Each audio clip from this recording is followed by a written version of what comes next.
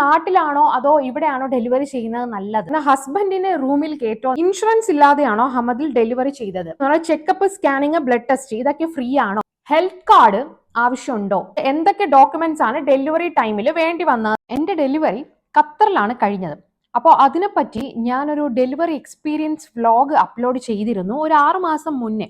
അപ്പൊ അതിലെനിക്ക് ഒരുപാട് കോമന്റ്സ് ഇപ്പോഴും വന്നുകൊണ്ടിരിക്കുകയാണ്, ഡൗട്ടൊക്കെ ചോദിച്ചിട്ട്. അപ്പൊ ഞാൻ വിചാരിച്ചു എന്നാൽ പിന്നെ ആ ഡൗട്ടൊക്കെ ക്ലാരിഫൈ ചെയ്യാൻ വേണ്ടിയിട്ട് ഒരു വീഡിയോ ആയിട്ട് ചെയ്യാം. അപ്പൊ നമുക്ക് നിന്ന് ചെയ്യാം, കാരണം അതിനുള്ള സമയമേ ഉള്ളൂ. ഇപ്പൊ ഡൗട്ട് ചോദിച്ചവർ ചിലപ്പോൾ ഡെലിവറി ഒക്കെ കഴിഞ്ഞ് പോയി കാണും എഴുന്നേറ്റ്. പിന്നെ ഇനിയും ഡെലിവറി ചെയ്യാനൊക്കെ ഉദ്ദേശിക്കുന്ന ഒരുപാട് പേരുണ്ടല്ലോ, അവർക്കൊക്കെ ഹെൽപ്ഫുൾ ആവുമെന്നും കരുതിയാണ് ഞാൻ ഈ ഒരു വീഡിയോ ചെയ്യുന്നത്. സംഭവം വേറെ ഒന്നുമില്ല, എനിക്ക് കുറെ നാളുകൊണ്ട് ഈ വീഡിയോ ചെയ്യണം എന്ന് വിചാരിക്കുന്നു, പക്ഷെ നടക്കുന്നില്ല. ഇപ്പം എംറു പകൽ ഉറങ്ങാത്തത് കാരണമേ എനിക്ക് വീഡിയോ ഒന്നും ചെയ്യാൻ പറ്റുന്നില്ല. അതുകൊണ്ടാണ് കുറച്ച് ലാഗ് ആയത്, എല്ലാവരും ക്ഷമിക്കണം. ഇപ്പൊ എംറു ഉറങ്ങുന്നുണ്ട്, ആ ഗ്യാപ്പിലാണ് ഞാൻ വീഡിയോ ചെയ്യുന്നത്. അപ്പൊ നമുക്ക് പെട്ടെന്ന് ക്വസ്റ്റ്യൻസ് ഒക്കെ ഒന്ന് നോക്കി അതിനുള്ള റിപ്ലൈ തന്നു പോവാം കേട്ടോ. ഓക്കെ, അപ്പൊ എല്ലാവർക്കും എൻ്റെ പുതിയൊരു യൂട്യൂബ് വീഡിയോയിലേക്ക് സ്വാഗതം. ഓക്കെ, അപ്പൊ നമുക്ക് ഫസ്റ്റ് ക്വസ്റ്റ്യനിലേക്ക് കിടക്കാം. അപ്പൊ ആദ്യത്തെ ക്വസ്റ്റ്യൻ എന്ന് പറയുന്നത് ഹെൽത്ത് കാർഡ് ആവശ്യമുണ്ടോ ഇല്ലയോ എന്നതാണ്. അപ്പൊ ഞാൻ ഡെലിവറി ചെയ്ത ടൈമിൽ ഹെൽത്ത് കാർഡ് മാൻഡേറ്ററി ആയിരുന്നു. പക്ഷെ ഇപ്പോൾ ഹെൽത്ത് കാർഡിന് അത്ര വാല്യൂ ഒന്നുമില്ല, ഹെൽത്ത് കാർഡ് എടുക്കണമെന്നില്ല. പകരം QID മാത്രം നിങ്ങളുടെ കയ്യിൽ ഉണ്ടായാൽ മതിയേ.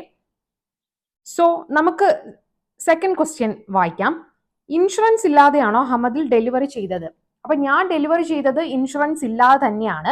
എനിക്ക് ആ ടൈമിൽ ഇൻഷുറൻസും കാര്യങ്ങളൊന്നും ഇല്ലായിരുന്നു. ഇപ്പൊ ഇൻഷുറൻസ് ഉണ്ട്. അത് എൻ്റെ ഹസ്ബൻഡ് ഇപ്പൊ കമ്പനി മാറിയപ്പോൾ നമ്മൾ ഇൻഷുറൻസ് കിട്ടിയതാണ്.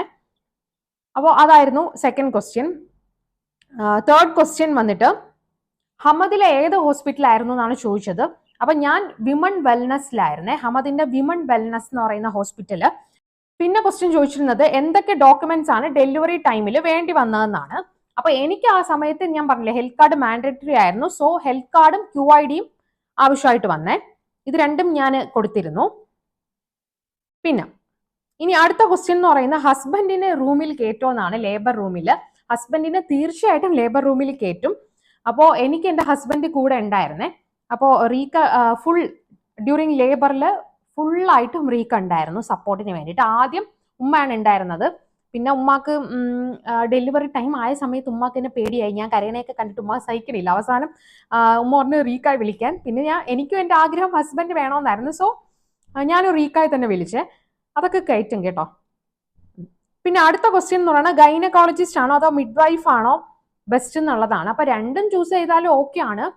രണ്ടുപേരെ ചൂസ് ചെയ്താലും നമുക്ക് ഹസ്ബൻഡിനെയൊക്കെ കയറ്റും കേട്ടോ. കാരണം ഇവിടെയൊക്കെ അങ്ങനെയാണ്, ലേബർ റൂമിലൊക്കെ. നാട്ടിലാണെങ്കിൽ ഇപ്പോഴും എല്ലാവരെയും പ്രൈവറ്റ് ഹോസ്പിറ്റലിലൊക്കെ കയറ്റുമല്ലോ ഹസ്ബൻഡിനെ, എല്ലാവരും അല്ല ഹസ്ബൻഡിന്.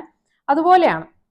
അപ്പൊ നമുക്ക് ഗൈനക്കിനെയോ അതല്ലെങ്കിൽ മിഡ് വൈഫിനെ ആയാലും ചൂസ് ചെയ്യാവേ. ഇനി അടുത്ത ക്വസ്റ്റ്യൻ എന്ന് പറയുന്നത് ഡെലിവറിക്ക് ബേബിക്ക് വേണ്ട ഡ്രസ്സ് സ്വാഡിലൊക്കെ നമ്മൾ കൊടുക്കണോ അതോ അവര് തന്നെ കൊടുക്കുമെന്നാണ്. അപ്പോൾ ഞാൻ ഡെലിവറി കഴിഞ്ഞപ്പോഴത്തേക്കും എൻ്റെ അടുത്ത് എല്ലാം കൊണ്ടുവരാൻ പറഞ്ഞിരുന്നു. എൻ്റെ ബേബി NICUലായിരുന്നല്ലോ. അപ്പോൾ ഡെലിവറി കഴിഞ്ഞ് അവനെ നേരെ കൊണ്ടുപോയി. അപ്പൊ കൊണ്ടുപോയിട്ട് അവര് തന്നെ NICUൽ വെച്ചിരുന്നു. പിന്നെ അതിനുശേഷം അവര് ഡ്രസ്സൊക്കെ കൊടുത്തുവിടാൻ പറഞ്ഞ് ഞങ്ങൾ ഡ്രസ്സും സ്വാഡ് ചെയ്യാനുള്ള എല്ലാ കാര്യങ്ങളൊക്കെ കൊടുത്തു കേട്ടോ. അങ്ങനെ നമ്മൾ തന്നെ കൊടുക്കണം. അപ്പൊ അതാണ് അതിന്റെ ആൻസർ. ഓക്കെ, ഇനി അടുത്ത ക്വസ്റ്റ്യൻ എന്ന് പറയുന്നത് ചെക്കപ്പ്, സ്കാനിങ്, ബ്ലഡ് ടെസ്റ്റ് ഇതൊക്കെ ഫ്രീ ആണോ? അപ്പോൾ ഹമദിൽ എന്ന് പറയുന്നത് ഇതൊന്നും ഫ്രീ അല്ല, നമ്മൾ ചെറിയ എമൗണ്ട് പേ ചെയ്യേണ്ടി വരും കേട്ടോ, ചെറിയ രീതിയിൽ. പിന്നെ വന്നിട്ട് എനിക്ക് 8 months വരെ ഞാൻ കാണിച്ചിരുന്ന നസീമിലാണ്, പ്രൈവറ്റിലാണ്. അപ്പൊ അവിടെ അതൊരു ക്വസ്റ്റ്യൻ ഉണ്ടായിരുന്നു, എത്രയായെന്നൊക്കെ റേറ്റ്. അപ്പൊ നസീം പ്രൈവറ്റ് ആയത് കാരണം അതുപോലെ എനിക്ക് ഇൻഷുറൻസ് ഇല്ലായിരുന്നു ആ ടൈമിൽ. ഇപ്പൊ ഇൻഷുറൻസ് ഉണ്ട്, ഹസ്ബൻഡ് ഓഫീസൊക്കെ മാറിയപ്പോ, വർക്ക് മാറിയപ്പോഴേ. അപ്പോൾ ആ ടൈമിൽ ഇൻഷുറൻസ് ഇല്ലാത്തത് കാരണം നല്ല എമൗണ്ട് ആവും നമുക്ക്. ഇവിടുത്തെ മെഡിക്കൽ എക്സ്പെൻസ് കൂടുതലാണല്ലോ. സോ നമുക്ക് ഡിസ്കൗണ്ട് ഒക്കെ വേണമെങ്കിൽ ചോദിക്കാവേ നസീമിലെ മാനേജറിന്റെ അടുത്ത്. അങ്ങനെ ഞങ്ങൾ ഡിസ്കൗണ്ട് ഒക്കെ മേടിച്ച് അവരുടെ സൈനൊക്കെ കിട്ടിയിട്ട് അങ്ങനെ കുറച്ച് ഇളവ് മാത്രമേ നമുക്ക് കിട്ടിയിട്ടുണ്ടായിരുന്നുള്ളൂ. പിന്നെ നമ്മൾ അതിന് 8 months ആയപ്പോൾ ഡോക്ടർ PHCCയിലോട്ട് റെഫർ ചെയ്തിരുന്നു. അപ്പോൾ PHCCയിൽ പോയപ്പോഴും ഇതുപോലെ, അത് ഗവൺമെന്റ് ആണല്ലോ. എനിക്ക് റൗദ തൽക്കായിലായിരുന്നു എന്റെ സെന്റർ. അപ്പൊ അവിടെ ചെറിയ രീതിയിൽ എമൗണ്ട് ആവും കേട്ടോ, വലിയ എമൗണ്ട് ഒന്നും ആവില്ല, ചെറിയ ഒരു എമൗണ്ട് നമുക്ക് ചിലവാകും. പിന്നെ മെയിൻ ആയിട്ട് ഇപ്പൊ റീസെന്റ് ആയിട്ട് വന്ന ക്വസ്റ്റ്യൻ എന്ന് പറയുന്നത് സ്റ്റിച്ച് എത്ര ഉണ്ടായിരുന്നു, അതുപോലെ തന്നെ ക്യൂർ ആകാൻ വേണ്ടി എത്ര ഡേയ്സ് എടുത്തു, പെയിൻ, ഇൻഫെക്ഷൻ എനിക്ക് ഇൻഫെക്ഷൻ ഒക്കെ ഉണ്ടായിരുന്നല്ലോ. അപ്പൊ അതിന്റെ കാര്യമൊക്കെ ഞാൻ ആ ഡെലിവറി എക്സ്പീരിയൻസിൽ പറഞ്ഞിരുന്നു. അപ്പൊ അതൊക്കെ റിലേറ്റ് ചെയ്ത് ഒരു വീഡിയോ ചെയ്യുമെന്ന് പറഞ്ഞിട്ടുണ്ട്. അപ്പൊ ഞാൻ ഇതിൽ തന്നെ അത് പറയാം, സെപ്പറേറ്റ് വീഡിയോ ഒന്നും ചെയ്യുന്നില്ല. അപ്പോൾ എനിക്ക് സ്റ്റിച്ച് എത്ര ഉണ്ടായിരുന്നു ചോദിച്ചാൽ എനിക്ക് അറിഞ്ഞുകൂടാ. എനിക്ക് ഒരുപാട് സ്റ്റിച്ച് ഉണ്ടായിരുന്നു തോന്നുന്നു. അത് മുറിവ് ഉണങ്ങാൻ തന്നെ എനിക്ക് 40 ദിവസം ആവശ്യമായിട്ട് വന്നു. നല്ല പെയിൻ ഉണ്ടായിരുന്നു. പിന്നെ എനിക്ക് ഓൾറെഡി വേറൊരു ഇൻഫെക്ഷൻ, സ്ട്രെപ്റ്റോകോക്കസ് ഇൻഫെക്ഷൻ ഉണ്ടായിരുന്നു. അപ്പൊ അത് നമുക്ക് ലാസ്റ്റ് നമ്മൾ ഹോസ്പിറ്റലിൽ PHCCയിൽ പോയപ്പോൾ അവിടെ നിന്നാണ് ചെക്ക് ചെയ്തത് കേട്ടോ. അപ്പോഴാണ് 9 months ആയി, 37 or 38 വീക്കിൽ എന്തോ ടെസ്റ്റ് ചെയ്തത്. അപ്പോൾ എനിക്ക് ഉണ്ടായിരുന്നു. സോ അത് ഡെലിവറി ടൈമിൽ അവർ നമുക്ക് ആന്റിബയോട്ടിക്സ് ഒക്കെ തരും കേട്ടോ. അങ്ങനെയൊക്കെയാണ് ഡെലിവറി ഒക്കെ ചെയ്യിപ്പിച്ചത്. ഡെലിവറി ചെയ്യുന്ന സമയത്ത് ട്രിപ്പ് ഇടും ആന്റിബയോട്ടിക്സ്. അങ്ങനെ പിന്നെ അതിനുശേഷം എനിക്ക് ആന്റിബയോട്ടിക്സ് തന്നിരുന്നേ. അതിനുശേഷം പിന്നെ എനിക്ക് യൂറിനറി ഇൻഫെക്ഷൻ ഉണ്ടായിരുന്നു. കാരണം സ്റ്റിച്ച് എന്ന് പറഞ്ഞാൽ ഡോക്ടർ എന്താണെന്ന് എനിക്ക് അറിയണം. എനിക്ക് ഡെലിവറി ചെയ്യാൻ കാട്ടി ടൈം എടുത്തത് സ്റ്റിച്ചിനാണെന്നാണ് തോന്നുന്നത്. ഒരു 3/4 മണിക്കൂർ എന്തോ ഡോക്ടർ ഇരുന്ന് സ്റ്റിച്ച് ഇടുന്ന കണ്ടായിരുന്നു. ഭയങ്കര സമയം. ഞാൻ തന്നെ ആലോചിച്ചത് എന്ത് തീരാത്തേന്ന്. അതിന്റെ അത്രയും ഇത് ഞാൻ 40 ദിവസം അനുഭവിച്ചത്. ഡോക്ടർ എൻ്റെ അടുത്ത് പറഞ്ഞു ഞാൻ നല്ല രീതിയിൽ സ്റ്റിച്ചൊക്കെ ഇടുമെന്ന്. അതുകൊണ്ട് തന്നെ നല്ല രീതിയിൽ ഇട്ടും തോന്നുന്നു. നല്ല പെയിൻ ഉണ്ടായിരുന്നു. അപ്പൊ അത് എനിക്ക് ഇരിക്കാൻ പറ്റൂല, നിൽക്കാൻ പറ്റില്ല. വീട്ടിൽ വന്നിട്ടാണെങ്കിലും പിന്നെ അവർ ആ സമയത്ത് നമുക്ക് ഈ കോൺസ്റ്റിപ്പേഷൻ വരാതിരിക്കാൻ വേണ്ടിയിട്ടുള്ള മരുന്ന് തരുമല്ലോ. അങ്ങനെ ആ മരുന്നൊക്കെ കുടിച്ചുകൊണ്ട് ബാത്റൂമിലൊക്കെ കുഴപ്പമില്ലാണ്ട് പോയി. പിന്നെ എനിക്ക് കോൺസ്റ്റിപ്പേഷന്റെ ബുദ്ധിമുട്ടും ഇല്ലായിരുന്നു. പക്ഷെ നല്ല സ്റ്റിച്ചിന്റെ പെയിൻ ഉണ്ടായിരുന്നു. ഞാൻ പറയാം 40 ദിവസം അതെടുത്ത് പോകാൻ വേണ്ടിയിട്ട്. അതിന് വേണ്ടി ചെയ്ത കാര്യങ്ങൾ എന്ന് പറയുന്നത്, എന്നെ നോക്കാൻ വേണ്ടി ഒരു മാമി ഉണ്ടായിരുന്നു. സോ ആ മാമി ഇപ്പൊ എന്നെ കുളിപ്പിക്കുന്ന സമയത്താണെങ്കിലും എന്നെ ചെയറിൽ ഇരുത്തിയിട്ട് ചെറിയ ടവലില്ലേ, തോർത്ത് ടവൽ എടുത്തിട്ട് ചെറിയ ലുക്ക് വാം വാട്ടർ വെച്ചിട്ട് അതിന്റെ പുറത്ത്, അതായത് ചെയറിന്റെ പുറത്ത് ഇട്ട് തരും. എന്നിട്ട് അതിന്റെ പുറത്ത് എൻ്റെ അടുത്ത് ഇരിക്കാൻ പറയും. അങ്ങനെയാണ് ഞാൻ ചെയ്തത്. അങ്ങനെ ഈ 40 ദിവസം ചെയ്താണ് പതിയെ കുറഞ്ഞു വന്നത്. പെട്ടെന്നൊന്നും പോവില്ല. പിന്നെ അതുമല്ല, സ്ട്രെപ്റ്റോകോക്കസ് ഇൻഫെക്ഷന് അവര് ബാക്ടീരിയ അതിന് അവരെനിക്ക് ആന്റിബയോട്ടിക് പിന്നെ ഗുളികയായിട്ട് തന്നേ ഡെലിവറി കഴിഞ്ഞപ്പോൾ. ഡെലിവറി ടൈമിൽ അത് ഞാൻ പറയാം ട്രിപ്പായിട്ട് അങ്ങനെ ഇറക്കിയെങ്കിലും പിന്നീട് അത് കഴിഞ്ഞപ്പോൾ ഗുളിയായിട്ട് മാറി. പിന്നെ അതിനുശേഷം തന്നെ എനിക്ക് നല്ലപോലെ സ്റ്റിച്ചിന്റെ പെയിൻ ഉണ്ടായിരുന്നു. പിന്നെ നമ്മൾ ഹമദിലൊരു അപ്പോയിന്റ്മെന്റ് ഉണ്ട് ചെക്ക് ചെയ്യാൻ വേണ്ടിയിട്ട്. ആ ടൈമിൽ പോയപ്പോഴും മുറിവൊക്കെ ഉണങ്ങി എന്ന് പറഞ്ഞു. പിന്നെ എനിക്ക് വീണ്ടും എനിക്ക് നല്ല പെയിൻ, കാരണം ഞാനായിട്ട് പോയപ്പോൾ ഇതുപോലെ യൂറിനറി ഇൻഫെക്ഷന്റെ ചെറിയ ബുദ്ധിമുട്ട് എനിക്ക് ഉണ്ടായിരുന്നു. അപ്പൊ അതിനും ഇതുപോലെ മെഡിസിൻ തന്നായിരുന്നു. പിന്നെ അത് കഴിച്ചപ്പോൾ പോയേ. അപ്പൊ സ്റ്റിച്ചിന്റെ കാര്യങ്ങളിൽ ഞാൻ പറയില്ല, അത് മുറിവ് ഉണങ്ങാൻ വേണ്ടിയിട്ട് ഇത് മാത്രമേ ചെയ്തോളൂ. പിന്നെ അവര് നമുക്കൊരു ഓയിൻമെന്റ് ക്രീം തരും. 2 എണ്ണം ഉണ്ടായിരുന്നു കേട്ടോ. 2 എണ്ണം 3 നേരം എന്തോ ഇട്ടു. അങ്ങനെയാണ് ചെയ്തത്. ഡെലിവറി കഴിഞ്ഞ് ഇനിയിപ്പോൾ 2 വർഷം ആവാറായി. അതാണ് കാര്യങ്ങളൊക്കെ ഓർത്ത് പറയുന്നത്. അപ്പൊ നിങ്ങൾ കറക്റ്റ് ആയിട്ട് അവർ തരുന്ന ഓയിൻമെന്റ് ഇട്ടാൽ മതിയാവും. പിന്നെ ഇതുപോലെ ചൂട് പിടിക്കാവേ. ഭയങ്കര തിളപ്പിച്ച വെള്ളമൊന്നും എടുത്ത് പിടിക്കരുത്, പിന്നെ വേദനിക്കും. അതുകൊണ്ട് ചെറിയ രീതിയിൽ. പിന്നെ ഇരിക്കുമ്പോഴൊക്കെ ശ്രദ്ധിക്കുക. ഇരിക്കാനും നിൽക്കാനും ഒക്കെ ബുദ്ധിമുട്ടായിരിക്കും, നടക്കാനും. അപ്പൊ അതാണ് നമ്മുടെ എപ്പിസോട്ടമി ചെയ്തതിന്റെ സ്റ്റിച്ചിന്റെ കാര്യങ്ങൾ. അപ്പൊ അത് 2 പേര് ചോദിച്ചിട്ടുണ്ടായിരുന്നു, അതിനെക്കുറിച്ച് ഒരു വീഡിയോ തന്നെ ചെയ്യാവോ എന്ന്. റീസെന്റ് ആയിട്ട് വന്നതാണ്, അതുകൊണ്ടാണ് ഞാൻ ഇത്ര ഡീറ്റെയിൽ ആയിട്ട് പറഞ്ഞത് കേട്ടോ. ഇനി അടുത്ത ക്വസ്റ്റ്യനിലേക്ക് കടക്കാം. അടുത്ത ക്വസ്റ്റ്യൻ എന്ന് പറയുന്നത്, നമുക്ക് ബ്രസ്റ്റ് മിൽക്ക് കൂട്ടാൻ വേണ്ടിയിട്ട് എന്തൊക്കെ ചെയ്തു? അങ്ങനെ പ്രത്യേകിച്ച് ഒന്നും ചെയ്തില്ല. ബ്രസ്റ്റ് മിൽക്ക് കൂട്ടാൻ വേണ്ടിയിട്ട് ഇതുപോലെ ഉലുവ കഞ്ഞിയില്ലേ, മീനൊക്കെ കഴിക്കാൻ, നമ്മളെ നാട്ടിലൊക്കെ പറയുമല്ലോ മീൻ ഫിഷ് നല്ലതാണ് കഴിക്കാൻ വേണ്ടി. അങ്ങനെ ഫുഡൊക്കെ കഴിച്ചു, ഫിഷ് നല്ലപോലെ കഴിച്ചായിരുന്നു ഇവിടുന്ന്. പിന്നെ ഉലുവ കഞ്ഞി എന്ന് പറയുന്നത് ആ മാമി തന്നെ ഉണ്ടാക്കി തരുവേ.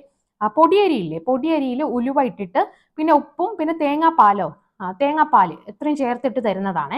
അപ്പൊ അത് കുടിക്കുമായിരുന്നു. എന്നിട്ട് മിൽക്ക് സപ്ലൈ ഉണ്ടായിരുന്നു എന്ന് ചോദിച്ചാൽ കഷ്ടമായിരുന്നു. തൈറോയിഡിന്റെ പ്രോബ്ലം ഒക്കെ ഉണ്ടായിരുന്നോണ്ടേ. അപ്പൊ അത് മാത്രമാണ് ചെയ്തത്, മിൽക്ക് സപ്ലൈ കൂടാൻ വേണ്ടിയിട്ട്. പിന്നൊരു ക്വസ്റ്റ്യൻ, നാട്ടിലാണോ അതോ ഇവിടെയാണോ ഡെലിവറി ചെയ്യുന്നത് നല്ലത്? അപ്പോ എൻ്റെ ഒരു ഒപ്പീനിയൻ, എൻ്റെ എക്സ്പീരിയൻസ് ഞാൻ പറയുകയാണേ. ഇത് എൻ്റെ മാത്രം എക്സ്പീരിയൻസും എൻ്റെ ഒപ്പീനിയൻ ആണ്. അപ്പോൾ എനിക്ക് ഇവിടെ ഡെലിവറി ചെയ്താണ് ഇഷ്ടപ്പെട്ടത്. പിന്നെ ഇവിടെ എനിക്കൊരു ഡ്രോബാക്ക് ആയിട്ട് തോന്നിയത്, ഒരു മിനിറ്റ്, സ്കൂൾ ബസ് എന്തോ വന്നിട്ടുണ്ട്, സൗണ്ട് കേൾക്കുന്നുണ്ട്. അപ്പൊ അത് പോയിട്ട് ഞാൻ ബാക്കി പറയാം. അങ്ങനെ ബസ് പോയിട്ടുണ്ട്. അപ്പോൾ എൻ്റെ ഒരു എക്സ്പീരിയൻസ് എന്ന് പറയുന്നത്, എനിക്ക് ഇവിടെയാണ് ഡെലിവറി ചെയ്ത് ഇഷ്ടപ്പെട്ടത്. പിന്നെ ഇവിടെ ഒരു ഡ്രോബാക്ക് എന്ന് പറയുന്നത് എന്താണ്, നമ്മൾ ഹോസ്പിറ്റലിൽ 1-2 തവണയൊക്കെ പോയിട്ട് തിരിച്ചു വരേണ്ടി വരും. ഞാൻ അങ്ങനെയായിരുന്നു. പെയിന് വന്ന് 1 സെന്റിമീറ്റർ 2 സെന്റിമീറ്റർ ഡൈലേറ്റ് ആയാലും അവർ നമ്മൾ എടുക്കൂല, അത് പോവാൻ പറയും. കാരണം അങ്ങനെയാണ്. ഇവിടുന്ന് നമ്മൾ ആംബുലൻസ് ഇട്ടാണ് പോകുന്നത്. ആംബുലൻസിൽ തന്നെ ഡോക്ടർമാരൊക്കെ കാണാം, അവർ തന്നെ പറയും പോയിട്ട് തിരിച്ച് പറഞ്ഞു വിടുമെന്ന്. 4 സെന്റിമീറ്റർ ഡൈലേറ്റ് ആയാൽ മാത്രമേ അവർ അവിടെ അഡ്മിറ്റ് ചെയ്യുള്ളൂ. അങ്ങനെയാണ് ഇവിടുത്തെ റൂള് വരുന്നത്. അപ്പൊ അത്രയും നേരം നമ്മൾ ഹോസ്പിറ്റലിൽ അനുഭവിക്കുന്ന വേദന വീട്ടിൽ അനുഭവിക്കണം, അത്ര ഒരു വ്യത്യാസം. അപ്പൊ അതെനിക്കൊരു ഡ്രോബാക്ക് ആയിട്ട് തോന്നി. എന്നാലും ഹോസ്പിറ്റലാകുമ്പോൾ നമുക്കൊരു മനസ്സമാധാനം കാണുമല്ലോ, ഒരു ആശ്വാസം കാണുമല്ലോ. അത് നാട്ടിലൊക്കെ ആണെങ്കിൽ അങ്ങനെയാണല്ലോ, വേദന വന്നാൽ ഉടനെ ഓടുമല്ലോ. പിന്നെ വേറെ എന്താന്ന് വെച്ചാൽ എനിക്ക് ഡെലിവറി കുറച്ചൊന്ന് എപ്പിഡ്യൂറലൊക്കെ എടുത്തപ്പം കുറച്ചൊന്ന് കോംപ്ലിക്കേറ്റഡ് ആയി, അതായത് പ്രൊലോങ്ഡ് ആയിപ്പോയി, ഒരുപാട് നേരം ആയല്ലോ. അപ്പൊ അതൊക്കെ ഞാൻ എക്സ്പീരിയൻസിൽ പറഞ്ഞിട്ടുണ്ടായിരുന്നു, ഡെലിവറി എക്സ്പീരിയൻസിൽ. അപ്പൊ അത് കഴിഞ്ഞിട്ട് ഒരുപാട് നേരം അവർ ട്രൈ ചെയ്തിട്ട് പുഷ് ചെയ്യാനൊക്കെ പറഞ്ഞ് കുഞ്ഞ് വരാത്തപ്പോൾ അവര് വാക്യൂം ഒക്കെ ഇട്ട് കുഞ്ഞിനെ ഡെലിവറി ചെയ്തായിരുന്നേ, വാക്യൂം ഒക്കെ ഇട്ട്.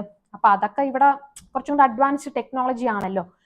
അപ്പോൾ അങ്ങനെ പിന്നെ എന്തോ എനിക്ക് പിന്നെ ഹസ്ബൻഡ് കൂടെ ഉണ്ടായിരുന്നു, പിന്നെ ഹെൽപ്പിന് എല്ലാവരും ഉണ്ടായിരുന്നു, പിന്നെ ഉമ്മ വാപ്പ ഉമ്മായി ഉണ്ടായിരുന്നല്ലോ കൂടെ, ധൈര്യം ഇവരെല്ലാരും ഉണ്ടായിരുന്നു എന്നുള്ള ഒരു ആശ്വാസം, അങ്ങനത്തെ കാര്യങ്ങള്.